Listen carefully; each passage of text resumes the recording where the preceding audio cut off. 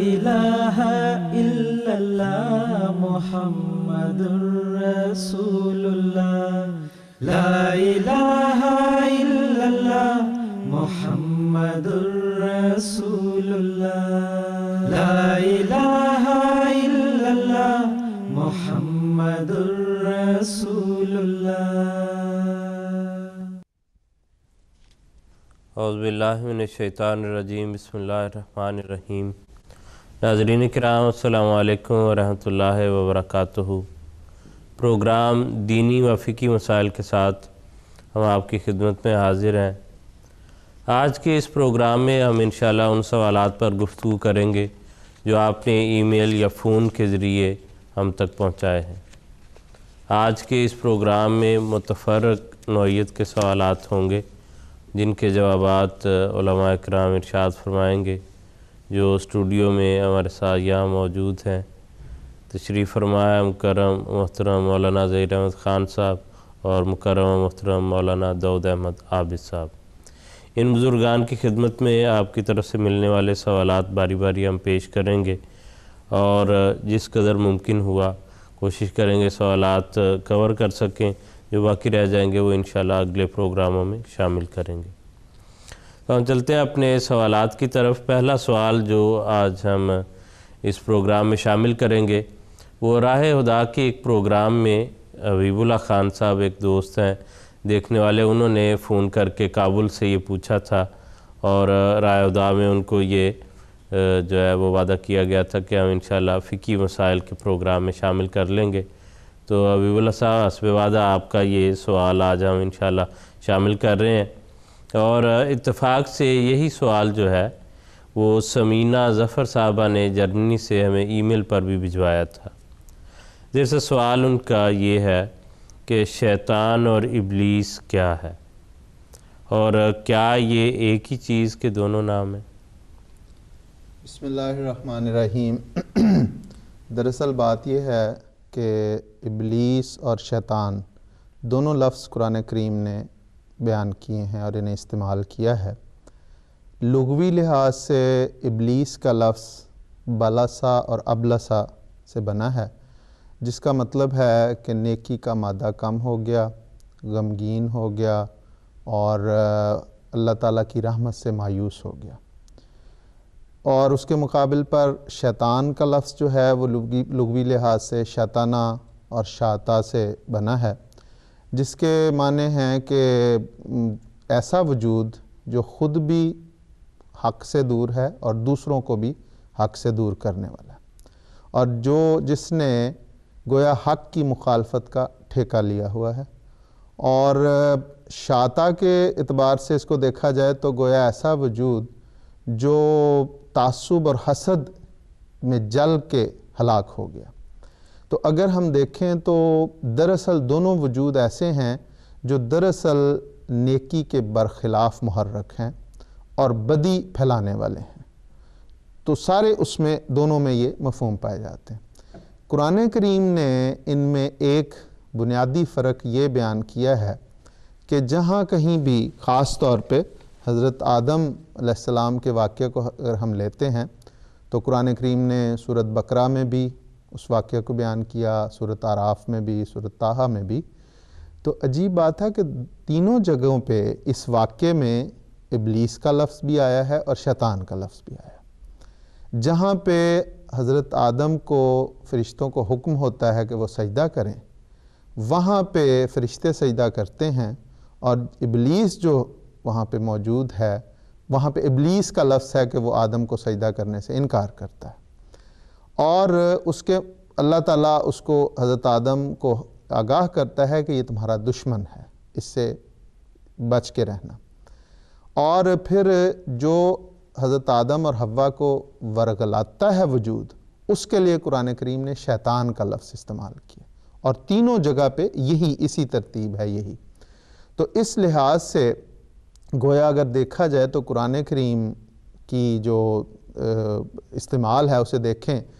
तो इब्लीस उस ख़बीस रूह के लिए है जो दरअसल फ़रिश्तों के मद्दे मुकाबिल है, फ़रिश्तों के मद्दे मुकाबिल एक बदी का मुहर्रक है। اور شیطان جو ہے وہ عام لفظ ہے گویا، اور اسی طرح قرآن کریم نے شیطان کا لفظ انسانوں کے لیے اور دیگر خبیث روحوں کے لیے بھی استعمال کیا۔ تو پس خلاصہ یہ بنا کہ ابلیس ایسی خبیث روح جو دراصل ملائے اعلیٰ کے حد تک بدی پھیلانے والی اور بدی کی محرک ہے، کوشش کرتی ہے، اور شیطان کا لفظ جو ہے اسی ابلیس کے لیے بھی یا اس کے مختلف نمائندے جن کا انسانوں کے ساتھ زیادہ تعلق ہے اور ان میں بدی اور نیکی کام کرنے اور بدی کو پھیلانے کی کوشش کرنے والے جو وجود ہیں ان کے لیے شیطان کا لفظ استعمال ہوا ہے۔ تو گویا کہا جا سکتا ہے کہ معنوی لحاظ سے ان میں صرف یہ فرق ہے کہ ایک کو ملائے اعلیٰ کے ساتھ، فرشتوں کے ساتھ جس کا تعلق یا وہاں پہ جو بدی کی تحریک کرنے کی کوشش کرتا ہے وہ ہے ابلیس، اور عام قرآن کے مطالعہ سے یہ بات نظر آتی ہے کہ وہاں تک ہے بیان، اور انسانوں کے ساتھ جو کوشش کرتا ہے وہ شیطان ہے۔ لیکن یہاں پہ یہ بھی وضاحت ہو جانی چاہیے، کیونکہ میں فرشتوں کے لیے لفظ استعمال کر رہا ہوں، تو کہیں جس طرح عام لوگوں میں، بعض کامل لوگوں میں یا عوام الناس میں عامت الناس میں یہ ایک غلط تصور پایا جاتا ہے کہ شاید یہ شیطان بھی پہلے فرشتوں میں سے تھا، تو قرآن کریم نے اس کا پوری طرح واضح طور پہ انکار فرمایا ہے۔ ابلیس کے متعلق ان کا خیال ہے کہ جہاں اس نے سجدہ نہیں کیا تو اس وقت گویا تکبر کرتے ہوئے، اور وہ کہتے ہیں کہ پہلے وہ فرشتوں میں سے تھا اور گویا فرشتوں، اور بعض تو یہاں تک دعوے کو لے جاتے ہیں فرشتوں کا سردار تھا، جی بالکل، کہ بہت بڑا۔ تو حالانکہ قرآنی جیسے اب بیان کر رہے تھے کہ قرآن کریم نے اس ابلیس کے متعلق فرمایا کہ پہلا فرماتا ہے کانا من الجن ففسق عن امر ربہ، کہ وہ تھا ہی ایسی مخلوق میں سے جو سرکش ہے، اور اسی لیے اس نے اپنے رب کے، چونکہ ساری مخلوق اللہ کی مخلوق ہے، تو اپنے رب کے حکم سے اس نے انکار کیا۔ اور دوسری جگہ فرمایا کانا من الکافرین، وہ تھا ہی انکار کرنے والوں میں سے، تو اس لیے یہ تصور جو ہے یہ درست نہیں ہے۔ ٹھیک ہے، جزاک اللہ خان صاحب۔ اور سیدنا تختِ مسیح موعود علیہ السلام کا مجھے یاد ہے کہ حضور نے بیان فرمایا کہ دراصل، یا اگر ہم اس کانسیپٹ کو کلیئر کرنا چاہیں کہ شیطان یا ابلیس کسی مجسم، کسی چیز کا وجود کا نام نہیں ہے، اصل میں یہ طاقتیں ہی ہیں یا صفات ہیں کہ جیسے نیکی کی جو ہے ایک قوت ہے، ایک طاقت ہے، تحریک پیدا ہوتی ہے۔ اس نے فرمایا کہ اگر انسان کے دل میں یکایک ایک خیال پیدا ہوتا ہے کہ یہ کسی غریب کو دیکھ کے رحم کا جذبہ پیدا ہوتا ہے، تو یہ دراصل فرشتوں کی تحریک ہے۔ اور اگر کسی کو ایک بدی کی تحریک ہوتی ہے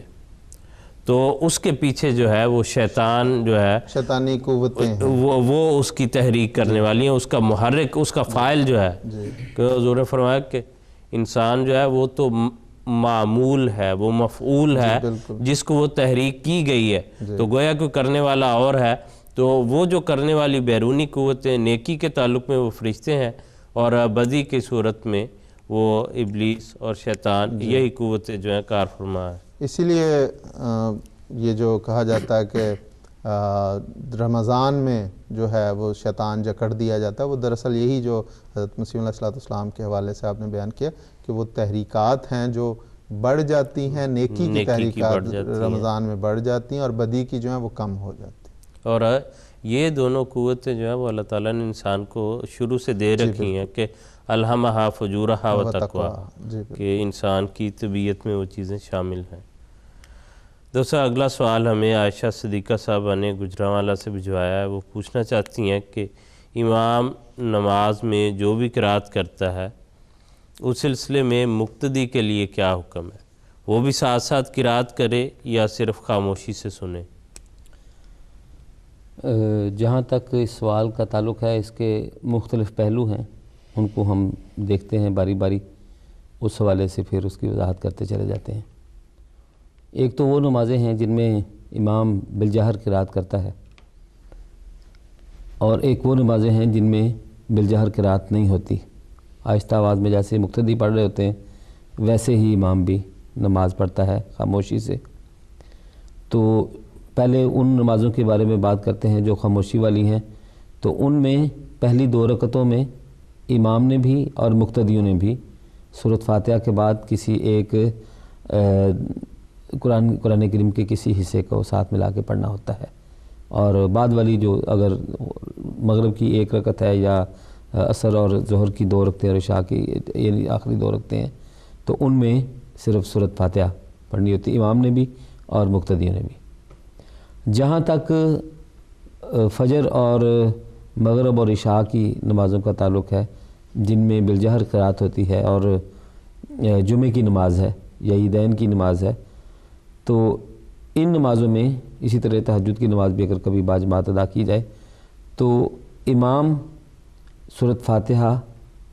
بالجہر پڑھتا ہے اور اس کے ساتھ قرآن کریم کا کوئی حصہ ملا کے پڑھی جاتی ہے. تو مقتدیوں نے جیسا کہ حضرت مسیح موعود علیہ السلام کا یہ عقیدہ تھا اور حضرت مسیح موعود علیہ السلام نے اس کو بڑی وضاحت سے بیان فرمایا ہے کہ مقتدیوں نے بھی امام کے پیچھے اس کو ادا کرنا ہے، نماز میں سورۃ فاتحہ کو پڑھنا ہے اور کوشش کرنی ہے کہ امام کے ساتھ ایسے اس کو پڑھیں کہ تاکہ اس کی آواز بھی سنتے رہیں. اور اس کو دہرانے کے لیے یہ نہیں ہے کہ انسان الفاظ منہ سے نکالے، آواز کے بغیر بھی ہوتا ہے، لیکن اس میں بنیادی طور پہ ہے کہ دل میں اس کو پڑھنا ہے، ساتھ ساتھ اس کو دل میں دہرانا ہے اور اس کے ساتھ اللہ تعالیٰ کی عظمت پیدا ہوتی ہے اور جو اس کی کیفیت سے جو سورۃ فاتحہ کے مضامین ہیں وہ انسان ان کے اوپر غور بھی کرتا ہے اس کے وقت میں. تو بنیادی طور پہ یہ ہے کہ جو سورۃ فاتحہ ہے وہ پڑھنی ضروری ہے، لیکن جو اس کے بعد امام قرات کرتا ہے خواہ وہ کوئی صورت ہو یا قرآن کریم کی کسی صورت کا کوئی حصہ ہو، چند آیات ہوں، وہ مقتدی ساتھ نہیں دہراتا. اور اسلام کے سارے کاموں میں بہرحال حکمت تو ہوتی ہی ہے. یہاں پہ اگر دیکھیں ہم بہت سے لوگ قرآن کریم کو حفظ نہیں کر سکتے اور نہیں کرتے، تو اگر یہ قرات لازمی قرار دے دی جاتی تو لوگوں کے لیے بڑی مشکل پیدا ہو جاتی. اس وقت ان کے لیے اس کو پڑھنا، وہ صورتیں جو ان کو یاد نہیں ہیں ٹھیک طریقے سے پڑھنا بڑا مشکل سا تھا امر. لیکن اللہ تعالیٰ نے اسی لیے یہی رکھا مومنوں کے لیے کہ وہ جب نماز ادا کر رہے ہوں تو پھر جب امام قرات کر رہا ہے تو پھر وہ سنیں کہ امام کیا قرات کر رہا ہے، اسے پھر اس کے مضمون کی اگر ان کو سمجھ آ رہی ہے تو اس کے اوپر غور کریں اور خدا تعالیٰ کی ہم اپنے دل میں اس کو بجا لائیں اور نماز میں اللہ تعالیٰ کی طرف جو رغبت ہے وہ پوری رکھیں. جبکہ باقی جو جیسا کہ میں نے عرض کیا ہے کہ جو جن میں امام بالجہر قرات نہیں کرتے ان میں مقتدیوں نے بھی اور امام نے بھی سورۃ فاتحہ اور پھر پہلی 2 رکعتوں میں اس کے ساتھ دوسری کوئی اور قرآن کریم کا کچھ طرح کا پڑھنا. کوئی اور جو حصہ ہے کیا وہ کوئی معین حصہ ہے، کوئی ایسا ملتا ہے کہ فلاں پڑھنا چاہیے؟ مثلا امام ہو سکتا ہے خاموشی سے کوئی اور صورت پڑھ رہا ہے، مقتدی کوئی اور پڑھ رہے ہیں، اس میں کوئی حرج؟ اس میں تو کوئی ایسی یعنی بات نہیں ہے کہ امام کچھ اور پڑھ رہا ہے آپ کچھ اور پڑھ رہے ہیں. صرف یہ ہے کہ جس وقت امام رکوع میں چلا جائے تو اس وقت امام کی پیروی کرنی صرف یہ ضروری ہے. اور جو جتنا حصہ ما تیسر من القرآن حضور صلی اللہ علیہ وسلم نے الفاظ بیان فرمائے ہیں کہ جب وہاں پہ پڑھنا ہے تو ما تیسر من القرآن جو میسر ہے آپ کو قرآن کریم جتنا حصہ یاد ہے اس میں سے جو آپ پڑھ سکتے ہیں وہ آسانی سے پڑھ لیں اور باقی پھر جو جیسے امام نماز پڑھ رہا ہے اس کے ساتھ ساتھ اس کی پیروی کرتے چلے جائیں. اور ڈاکٹر صاحب یہ بنیادی طور پہ اتنا یہ سوال کیوں پیدا ہوتا ہے کہ یعنی یہ وہ ان دو جو ہیں قرآنی آیت اور حدیث کی تطبیق کی کوشش میں ہے کہ جہاں پر قرآنی آیت میں یہ حکم ہے کہ اذا قرئ القرآن فاستمعوا لہ، جی کہ جب قرآن پڑھا جائے تو اس کو سنو، وانصتوا اور خاموش رہو تاکہ تم پر رحم کیا جائے. جی اور غالباً اسی وجہ سے جو ہے وہ خاموشی سے سننے کا جو ہے وہ سوال وہ پیدا ہوتا ہے. اور دوسری جگہ حدیث میں یہ حکم جو ہے موجود ہے کہ لا صلاۃ الا بفاتحۃ الکتاب. جی اسی لیے حضرت مسیح موعود علیہ السلام نے یہ اس کی بیان فرمایا ہے اس کی تطبیق کے لیے ہی کہ ایک تو یہ ہے کہ امام کو ٹھہر ٹھہر کے قرات کرنی چاہیے تاکہ لوگ درمیان میں اس کو سورۃ فاتحہ کو غور سے پڑھ سکیں، اور پھر لوگوں کو بھی چاہیے کہ وہ دیکھیں امام جب پڑھ رہا ہے اس کو سنیں، غور کریں، بعد میں اس کے ساتھ اس کو دہرا لیں۔ تو اصل تو یہی ہے کہ قرآن کریم کی عظمت ہے جس کا انسان کے دل میں خیال ہونا چاہیے، لیکن اس کے ساتھ ساتھ سورۃ فاتحہ کی اہمیت بھی ہے میرے نزدیک۔ اور اگر میرے دل میں بعض اوقات خیال آتا ہے کہ ایک مومن دن میں 30 سے زیادہ رکعتیں پڑھتا ہے اور مہینے میں وہ اگر حساب لگائے تو تقریباً 1000 مرتبہ سورۃ فاتحہ پڑھنے کا اس کو کم از کم موقع ملتا ہے نماز میں، اور تو یعنی وہ صورت جو آپ ایک سال میں 12000 سے زیادہ مرتبہ پڑھتے ہیں، ساری زندگی میں وہ اگر آپ دیکھیں تو شاید 1 ملین کے قریب مرتبہ ایک عام مومن سورۃ فاتحہ پڑھتا ہے، تو اس صورت کی عظمت جو ہے اس کی ایک رعب دل میں بیٹھتا ہے پھر کہ یہ کوئی معمولی بات نہیں ہے۔ اس لیے حضرت مسیح موعود علیہ السلام نے، اگر آپ حضرت مسیح موعود علیہ السلام کے علم کلام کو غور سے پڑھیں تو ہمیں یہ نظر آتا ہے کہ حضرت مسیح موعود علیہ السلام کے علم کلام کی بہت بڑا جو بنیاد ہے وہ سورۃ فاتحہ ہے۔ یہ بالکل حضور نے اس کی تشریحات اور تفسیر اور جو دلائل ہیں، جی، اور جب مجھے یاد آیا جیسے آپ ابھی اس کا شمار کر رہے ہو، حضرت خلیفۃ المسیح اول رضی اللہ تعالیٰ نے اسی طرح اس کا شمار کیا ہوا ہے کہ اگر اتنی مرتبہ یہ پڑھی جاتی ہیں اور اتنی رکعات ہیں اور اتنے لوگ ہیں، اتنی بار پڑھتے ہیں، تو حضور نے وہاں استدلال فرمایا کہ اہدنا الصراط المستقیم کی دعا امت جو ہے اتنے کروڑوں جو ہے تعداد میں مانگ چکی ہے اور کوئی وہ قبول ہی نہیں ہوتی کہ نبوت کا جو گروہ ہے وہ ظاہر ہی نہیں ہوتا۔ تو یہ تو ایک لایانی بات ہوگی کہ اگر ایسی دعا جو سکھائی جائے اور اتنے تواتر سے لوگ اور اتنی امت کے بزرگان جو ہیں، صلحاء جو ہیں، وہ سارے پڑھ رہے ہوں اور اس کا کوئی نتیجہ جو ہے، اور حیرت انگیز بات ہے کہ عموماً یعنی فقہاء میں بڑا اختلاف ہوتا ہے، لیکن سورۃ فاتحہ کے موقع میں میں نے دیکھا ہے سوائے حضرت امام ابو حنیفہ کے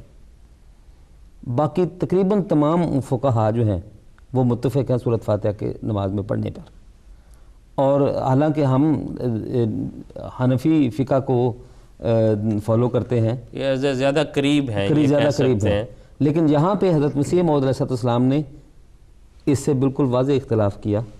اور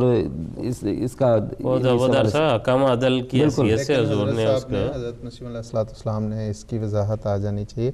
کہ حضرت امام ابو حنیفہ کی بہت تعریف کی ہے، اور وہاں پہ اس معاملے میں بھی حضرت صاحب نے ان کی برات ظاہر فرمائی کہ دراصل اس دور میں احادیث اس طرح جمع نہیں تھیں اور ان کو یہ حدیث نہیں پہنچی، اس لیے ہم کہہ سکتے ہیں کہ ان کو یہ حدیث پہنچی نہیں، ورنہ وہ یہ فتویٰ نہ۔ اور ساتھ حضور نے یہ فرمایا کہ اتنے اولیاء کا ان میں پیدا ہو جانا یہ کیسے ہو سکتا ہے کہ اگر ان کی نماز ہی قبول نہیں ہوئی، لا صلاۃ الا بفاتحۃ الکتاب، تو پھر وہ اولیاء کیسے پیدا ہو گئے؟ دراصل بات یہ ہے، اس حوالے سے حضرت مسیح السلام سے بڑا یعنی حضور کا مجھے یہ پڑھ کے بڑا لطف آیا کہ بڑی باریک بات ہے، حالانکہ وہاں پہ کسی نے پوچھا کہ حضور سورۃ فاتحہ نہ پڑھنے سے نماز ہو جاتی ہے؟ حضور نے فرمایا یہ سوال درست نہیں ہے، سوال یہ ہونا چاہیے کہ سورۃ فاتحہ پڑھنی چاہیے کہ نہیں پڑھنی چاہیے، اس لیے کہ وہ لوگ جو اولیاء گزرے ہیں حنفیوں میں سے تو وہ اگر نہیں پڑھتے تھے تو اس کے باوجود ان کی نماز ہوتی رہی ہے، تو اس حوالے سے یہ دیکھنا چاہیے کہ ہم سوال ایسا کریں کہ ان کی ذات میں وہ اولیاء نہ آ جائیں۔ تو اس حوالے سے حضرت مسیح موعود علیہ السلام جو اکابرین گزرے ہیں اور جو اولیاء گزرے ہیں ان کے ساتھ بھی حضرت مسیح موعود علیہ السلام کا چونکہ عارف باللہ تھے خود بھی اور جانتے تھے کہ وہ لوگ بھی عارف باللہ تھے، تو اس حوالے سے ان کا بھی اور بنیاد نیکی پر تھی سب کی۔ جزاک اللہ دوستو، آگے چلیں گے۔ دیر صاحب موسیٰ رحمان صاحب کا سوال ہے ہمارے پاس، پاکستان سے انہوں نے بھجوایا ہے۔ وہ کہتے ہیں کیا طلاق شدہ جوڑے کے بچے اپنے والد کے ساتھ رہ سکتے ہیں؟ اور دوسرا حصہ یہ کہ یا والد کو یہ اجازت ہے کہ وہ آ کر ان بچوں کو ملے یا کافی لمبا وقت ان کے ساتھ گزارے؟ سیم صاحب بات دراصل یہ ہے کہ یہ جو سوال کے تینوں حصے ہیں یہ کسی انسان کا ذاتی اس میں کوئی عمل دخل نہیں ہے۔ عام طور پہ میاں بیوی میں جب سیپریشن ہو جاتی ہے، وہ علیحدگی ہو جاتی ہے، خلا کے ذریعے ہو یا طلاق کے ذریعے، اس میں عموماً یا تو وہ باہمی کوئی فیصلہ کرتے ہیں اور یا پھر عموماً قضاء کے ذریعے یا عدالت کے ذریعے ان کے درمیان کوئی فیصلہ ہوتا ہے۔ تو جب ان کے دیگر معاملات کا فیصلہ ہوتا ہے تو اس میں خاص طور پہ اگر بچے ہوں تو ان کی حضانت دراصل اس پرورش کو کہتے ہیں، اس حق کے رہائش کو کہتے ہیں، بچوں کی پرورش کا حق جو ہے اس کو حضانت کہتے ہیں، وہ کس کو ملے؟ تو عام طور پہ جو جماعت احمدیہ کے نزدیک بھی اور عام فقہا میں 9 سال تک بچے کی جو عمر کے 9 سال تک وہ ماں کے ساتھ بچے رہنے کی حضانت کا حق ماں کو ملتا ہے۔ تو اس میں سوائے اس کے کہ ماں میں کوئی ایسی بات ہو کہ جو بچوں کے لیے نقصان دہ ہو، ایسی صورت میں پھر قضا جو فیصلہ کرے۔ اس لیے سوال کا یہ حصہ کہ کیا علیحدگی کی صورت میں بچے باپ کے ساتھ رہ سکتے ہیں، تو جو فیصلہ قضا کا ہو، اگر 9 سال کی عمر سے کم ہیں بچے تو جو فیصلہ قضا کا ہوگا، اگر ماں کے ساتھ رہنے کا ہے عدالت کا فیصلہ تو ماں کے ساتھ رہیں گے، اور اگر باپ کے ساتھ ہے تو باپ کے ساتھ رہیں گے۔ ہاں، 9 سال کی عمر کے بعد بچوں کو ایک اختیار دیا جاتا ہے جسے خیار تمییز کہتے ہیں، جس میں کہ اچھے اور برے کی پہچان بچہ کر سکتا ہے۔ اس میں پھر بچے کو اختیار دیا جاتا ہے کہ اس نے باپ کے ساتھ رہنا ہے یا ماں کے ساتھ رہنا ہے۔ تو جو وہ فیصلہ کرے گا اس کو پھر قضا، سوائے اس کے کہ اس کو قضا اس کے مطابق فیصلہ دے گی، سوائے اس کے کہ قضا یہ دیکھے کہ بچہ جس فریق کے پاس جانے کا فیصلہ کر رہا ہے وہاں پہ اس کو سہولت، ایسی سہولت جو ناجائز سہولت اسے مل رہی ہے۔ اگر بچے کو عام طور پہ اس عمر میں پڑھایا جانا چاہیے، اس کی تربیت کی جانی چاہیے، تو جس فریق کے ساتھ وہ جا رہا ہے وہاں پہ اس بات کا خیال نہیں رکھا جاتا، اس کو آزادی مل رہی ہے، ہر طرح جو چاہے وہ کرے، تو ایسی صورت میں پھر قضا اس کے برعکس فیصلہ کر سکتی ہے۔ تو یہ جو بھی فیصلہ ہوگا۔ تو دوسرا جو پہلو ہے کہ اگر بچے ماں کے پاس ہوں تو کیا باپ بچوں سے مل سکتا ہے؟ تو ایسی صورت میں جو بھی قضا کا فیصلہ ہوگا، کتنی دیر کے لیے وہ ملے گا، کتنے دنوں بعد ملے گا، اس کے مطابق وہ جو بھی فیصلہ کرتا ہے، قضا فیصلہ کرتی ہے، نظام اس فیصلے کی پابندی کرواتا ہے اور اسی کے مطابق وہ رہیں گے۔ ہاں، ایک بات جو بڑی ضروری ہے یہاں پہ بتانی وہ یہ ہے کہ بچے ماں کے پاس رہیں اگر طلاق کی صورت میں، تو بچوں کا حق ولایت بہرحال باپ کو حاصل ہوتا ہے، جس کا مطلب یہ ہے کہ بچوں کے مستقبل کا فیصلہ کرنا، ان کی پڑھائی، ان کی اعلیٰ تعلیم، ان کی شادیوں، ایسے معاملات میں باپ کی رائے اور اس کا مشورہ لینا بہت ضروری ہوتا ہے۔ اس لیے اس کو خاص طور پہ مد نظر رکھنا چاہیے ایسی جگہوں پہ جہاں پہ ماؤں کے ساتھ بچے چلے جاتے ہیں، بچیاں خاص طور پہ جب ان کی شادی ہوتی ہے تو عام طور پہ جب تک کہ ان کی ولایت تبدیل نہ کروائی جائے، کوئی خاص وجہ ہو، تو پھر نظام جماعت موجود ہے، تو ایسی صورت میں باپ کا حق ولایت قائم رہتا ہے۔ تیسرا اس کا جو پہلو ہے کہ اگر بچے ماں کے پاس ہیں اور باپ ملنے آتا ہے تو ایسی صورت میں خاص بات جو یہاں پہ بیان کرنی ضروری ہے کہ جب میاں بیوی کی علیحدگی ہو گئی، وہ تو خلا کی صورت میں ہوئی ہو یا طلاق کی صورت میں، تو ان میں وہ رشتہ نہیں رہتا جو میاں بیوی کا رشتہ ہوتا ہے۔ اس لیے ان کے درمیان جو پردے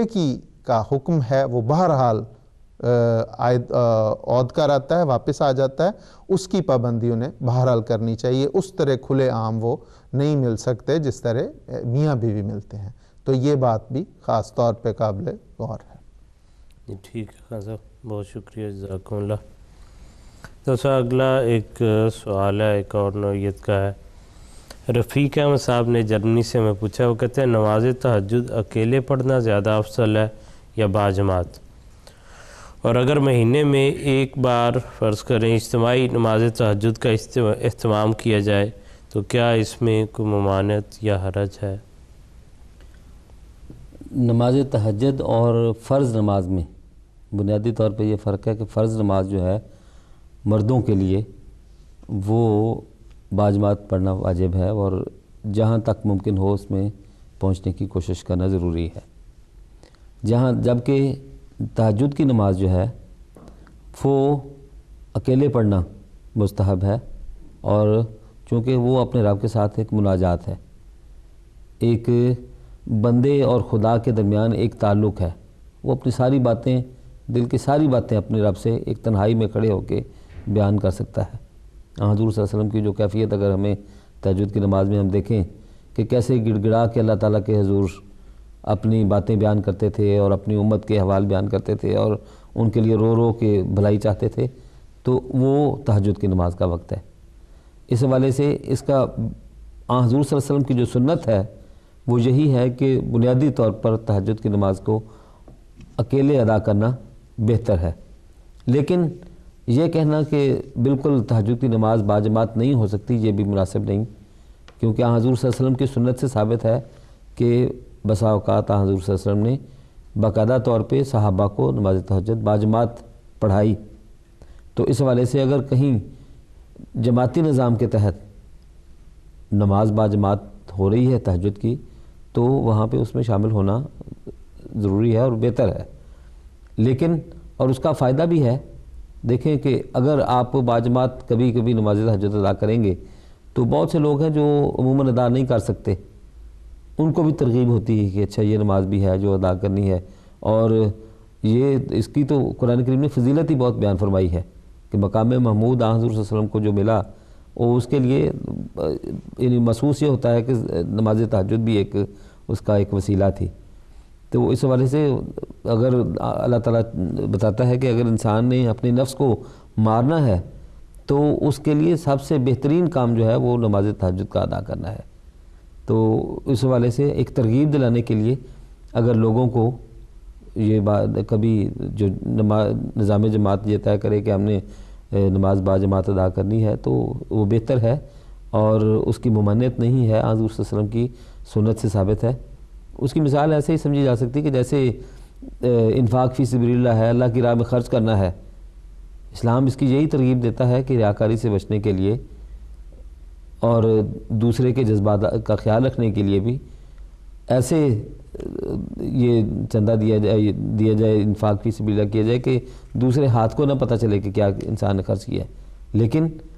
لوگوں کے سامنے دینے کی بھی ترغیب دلائی حضور صلی اللہ علیہ وسلم نے، تاکہ دوسروں کو بھی ترغیب ہو کہ اللہ تعالیٰ کی راہ میں خرچ کرنے سے ثواب ہوتا ہے اور یہ اسلام کی تعلیم کے عین مطابق ہے۔ تو اس حوالے سے یہ جو تہجد کی نماز ہے اکیلے پڑھنا بہت بہتر ہے، اور اس کو اپنی عادت بنانا، جیسے حضرت مسیح موعود علیہ السلام نے فرمایا کہ اگر کوئی زیادہ نہیں تو چلو 2 نفل ہی پڑھ لے، بہت اہم اور بہت اچھی بات ہے، لیکن اگر کہیں کسی سے سستی ہوتی ہے تو پھر نظام جماعت کے تحت جب بھی باجماعت نماز ہو تہجد کی تو اس میں شامل ہونا بہرحال بہت بہتر ہے۔ یہ بات درست ہے کہ اس سے جس طرح دوسا نے فرمایا کہ بہت اچھی چیز ہے کہ اس سے دوسروں کو صرف تحریک بھی نہیں بلکہ ایک عادت ڈالنی، جماعت کا تو کام ہے نا تربیت اپنے افراد کا کرنا، تو یہ بھی ایک تربیت کا ایک رنگ ہے جس طرح دوسا نے بیان کیا کہ بہت اہم ہے، اور بچے بھی شامل ہوں گے، دیکھ کے ان کو پڑھنے کا طریق جو ہے وہ بھی معلوم ہوگا، کیسے پڑھی جاتی ہے، کیسے پڑھائی جاتی ہے۔ حضرت خلیفۃ مسیح رابع رحمہ اللہ تعالیٰ فرمایا کرتے تھے کہ ہم نے اپنے گھروں میں دیکھا کہ جب ہم چھوٹے تھے تو رمضان میں خاص طور پہ جب صبح اٹھتے تھے تو بعض بچے دوڑ کے سحری کے لیے آئے ہیں تو بزرگ انہیں سمجھاتے تھے کہ نہیں پہلے کچھ نوافل پڑھو، تو یہ عادت ڈالنی ہے مراد، اور یہ بھی جو باجماعت پڑھنے کا ایک جماعت میں بعض اوقات تحریک کر کے مہینے میں یا کسی خاص موقع پہ پڑھائی جاتی تو اس میں غرض یہی ہے کہ تربیت تاکہ ہو اور عادت چلے، اور یہ سمجھنا کہ گویا یہ کسی ایسے قرآنی اسلامی حکم کے خلاف ہے کہ یہ تو الگ پڑھنی چاہیے، یہ حکم تھا اور یہ کوئی نئی چیز ہے، یہ اس طرح نہیں، جیسے محترم داؤد صاحب نے بیان کر دیا ہے کہ یہ بھی سنت سے ثابت ہے اور اس کے مطابق ہے، اور اگر انتظام ہو تو ضرور شامل ہونا چاہیے۔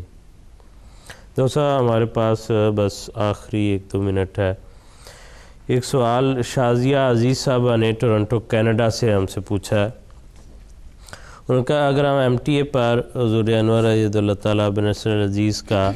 کوئی خطبہ یا خطاب سن رہے ہوں جس کے آخر پر خطاب کے آخر پر حضور جو ہے وہ یہ فرمائیں، حاضرین کو حکم فرمائیں کہ اب اجتماعی دعا میں شامل ہو جائے، تو جو لوگ دیکھ رہے ہیں ٹی وی پر ان کے لیے کیا حکم ہے، ان کو کیا کرنا چاہیے؟ الحمدللہ کہ اللہ تعالیٰ نے ہمیں یہ سعادت عطا فرمائی ہے کہ ہم حضرت مسیح موعود علیہ السلام کے خلفاء کی آواز کو براہ راست سن سکتے ہیں، اور یہ اللہ تعالیٰ کی بہت بڑی نعمت ہے جو اللہ تعالیٰ نے ہمیں عطا فرمائی ہے۔ میں تیری تبلیغ کو زمین کے کناروں تک پہنچاؤں گا کہ اس انداز میں پورا ہونا کہ 24 گھنٹے ہم وہ اس بات کو دیکھ رہے ہیں، یہ اللہ تعالیٰ کا بہت بڑا احسان ہے۔ حضرت مسیح موعود علیہ السلام کے خلفاء حضرت خلیفۃ المسیح الخامس ایدہ اللہ تعالیٰ بنصر العزیز جب براہ راست کسی پروگرام میں تشریف فرما ہوتے ہیں تو ہمیں یہ سعادت حاصل ہوتی ہے کہ ہم حضور کی باتوں کو براہ راست سن رہے ہوتے ہیں اور حضور کے احکام براہ راست ہمارے کانوں میں پڑھ رہے ہوتے ہیں۔ تو اس وقت جب حضور ارشاد فرماتے ہیں کہ دعا کر لیں تو ہم دنیا کے کسی خطے میں بھی ہوں، وہ کان تو بہرحال ہمارے کانوں میں پہنچی اور براہ راست پہنچی اسی وقت جس وقت حضرت مسیح موعود علیہ السلام کے خلیفہ حضرت حضور ارشاد فرما رہے ہیں اس بات کو، تو وہ ہمارے کانوں نے اسی وقت سنی ہے۔ تو اس وقت بہرحال یہی بنتا ہے اور یہی ضروری اور اہم ہے کہ ہم اس دعا میں شامل ہو کے تو اس فیض سے حصہ اٹھائیں،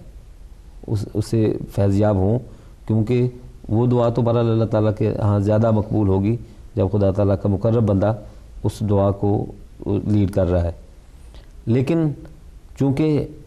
وہ براہ راست کا جو ایک ماحول ہے وہ الگ ہے، اور ریکارڈڈ جو ہے وہ اگر ایم ٹی اے پہ بھی آ رہی ہو یا یوٹیوب پہ انسان سن رہا ہو یا ویسے اس کے پاس سی ڈی یا کوئی ٹیپ ہو اس کے ذریعے سن رہا ہو، تو اس سے وہ کیفیت نہیں بنتی، اس لیے کہ وہ لائیو نہیں ہے۔ بہرحال اگرچہ احکام تو ہم نے سارے ہی ماننے ہیں خلفاء کے، اور وہ کتابی شکل میں ہوں یا ان کی آواز کی شکل میں ہوں، وہ تو ہر وقت ماننے ہوتے ہیں، لیکن اس کی ذرا تھوڑی سی الگ کیفیت اس لیے کہ وہ دعا جو ہے وہ حضور نے جو جتنی ٹائم میں کروائی ہے وہ اتنے ٹائم میں ہی وہ لائیو تھا، تو اس میں جو شامل ہونے کی اس سے فائدہ اٹھا سکے اس کو اسے اٹھانا چاہیے اور شامل ہونا چاہیے۔ بعد میں جو ہے ریکارڈڈ اس کے لیے مناسب نہیں ہے، وہ ایسا ضرورت نہیں ہے، اور غالباً حضرت خلیفۃ المسیح رابع رحمہ اللہ اس سے منع فرمایا کرتے تھے۔ صاحب نے فرمایا کہ دراصل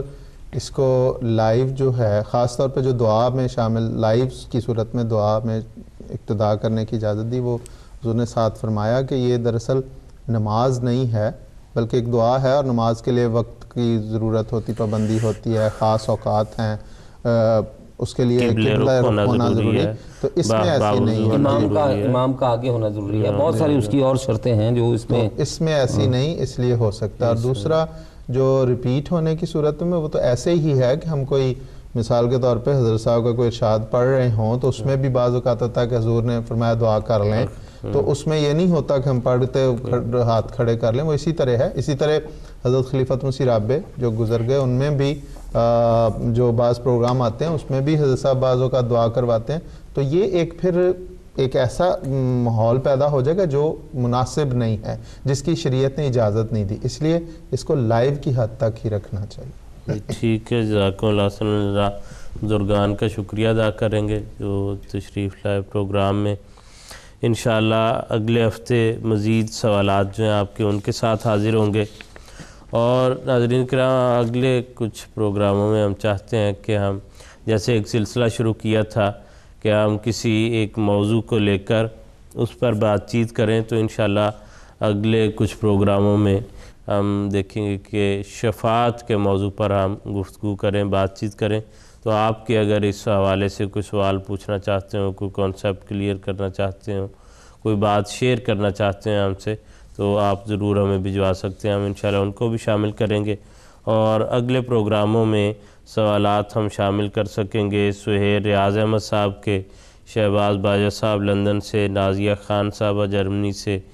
رضوان احمد قمر صاحب، اعجاز الحق صاحب اور فرقان احمد صاحب لکسمبرگ سے۔ تو انشاءاللہ ہم کوشش کریں گے کہ اگلے پروگرام پر ان سوالات پر بات کر سکیں۔ اجازت دیجیے، السلام علیکم ورحمۃ اللہ وبرکاتہ۔ لا الہ الا اللہ محمد رسول اللہ، لا الہ الا اللہ محمد